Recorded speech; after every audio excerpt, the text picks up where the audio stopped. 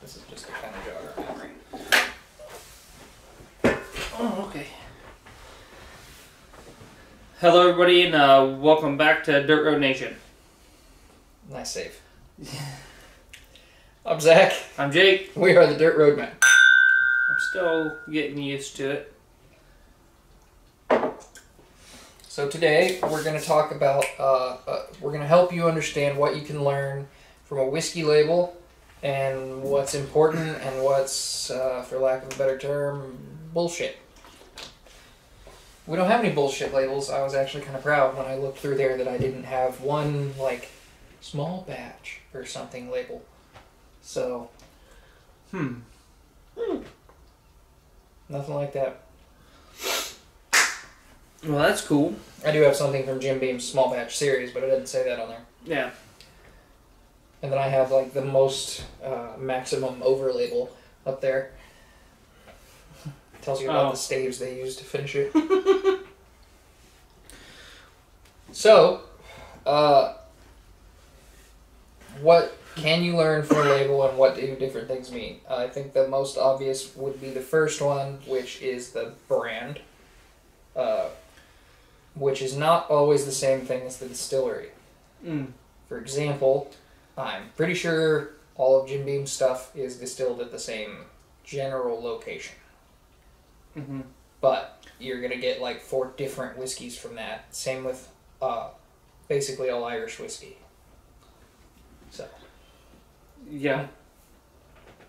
And even with that, with going off the brand, you have like the company you're looking at, like Jim Beam or this Suntory, and then you have like the parent company. Yeah. Suntory Beam owns a lot of stuff, so. Oh, fucking lot. I wouldn't be surprised if they own these guys, but I don't think they do. I don't think so either. Want to point out anything else that they can get off that label? If there is one, you can get an age statement. Like this one here is 12 years. And then, so is this one, and then this is an American one. It's 10. But this one has no age statement, I think. it didn't. No age statement. It just tells you the proof, which is another thing you will get from the label. They're basically required to tell you the amount of alcohol that's in it. Maybe not in proof, sometimes it'll be a percentage. Proof is double whatever the percent alcohol is that's in it. So, that's a good thing to remember.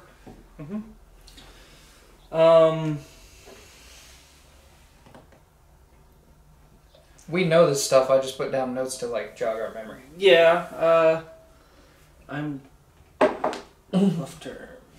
It's got my name in. What is that word? Included. Include. Oh, that is. That is a parenthesis. Parenthesis. Marketing stuff, including fluff terms. Touching back on what I said earlier. I wouldn't really consider bottled and bond too much of a fluff term because it. But it does tell you something special about the whiskey. It does. It lets you know that it was distilled under government supervision. By one distiller in one season. Yeah. But like small batch, there is no actual definition of a small batch. Stuff like that. Why can I not? Single barrel, however, means that it all came from one specific barrel. That all these bottles connect to one barrel, not a batch. And we don't have any single barrels right here, but there is a single barrel in my living room because I took it out of my cabinet.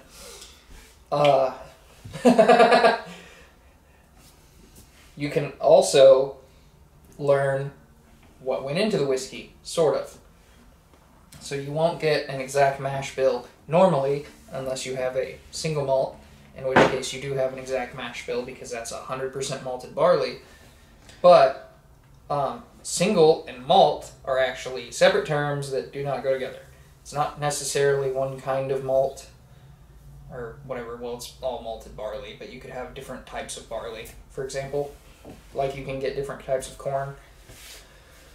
And single is that it's all one distillery, right? Yep. And then malt is malted barley, or you could have single grain, which is all kinds of grains, or you can end up with blended grain, which is grain, like different types of grain, but from multiple different locations. And then blended scotch is single malts and single grains that are blended together, which this is a blended scotch. Yep.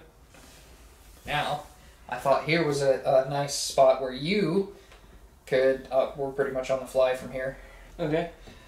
Where you could tie in where not having an age statement can be fixed in the sense of you have a kind of age statement on the bottle with certain types of whiskey.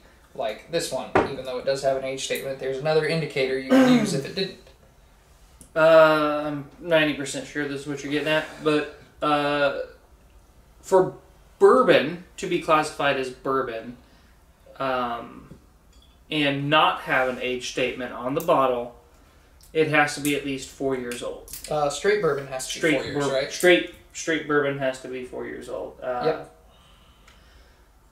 For them not to have an age statement.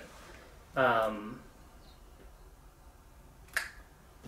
think that was it. Yeah, if it's younger than that, they will have an age statement. Yeah. For it to be a straight bourbon at all, it has to be at least 2 years old. But then they have to put some kind of age indicating, whether sometimes they'll do it in months, most of the time they just do it in years. Right. We have had some bourbons that are younger than that are still really good, though. So don't take those necessarily as descriptors of how good they are. And while we're on age statement, a lot of these are, unless it's like a single barrel, they blend a bunch of different barrels together, and they take the youngest barrel that they put in there, and that's where they get their age statement. It's like it can't be, like you can't have like a 25 and then you also had like a 22 and blended them together. You can't call it a 25. It has to be whatever the youngest one is. I don't remember the name of the company. Who does Peat Monster? Compass Box. Compass Box did a really fun one. They did a 3-month-old. 3 year. 3 year? Yeah, because that's the minimum to call it scotch. Oh, okay. So they did a 3-year-old scotch. And they put that age statement. That's the title of the whiskey. But there was like just a little bit of the 3-year-old scotch in there, and everything else was like 30-year-old juice. Yeah, it's like a $300 bottle of scotch because it's some of the finest scotches out there, but it has a 3-year age statement. Basically, it was them saying F you with your age statements. And telling people to stop using age statements as a delineator of how good something can be.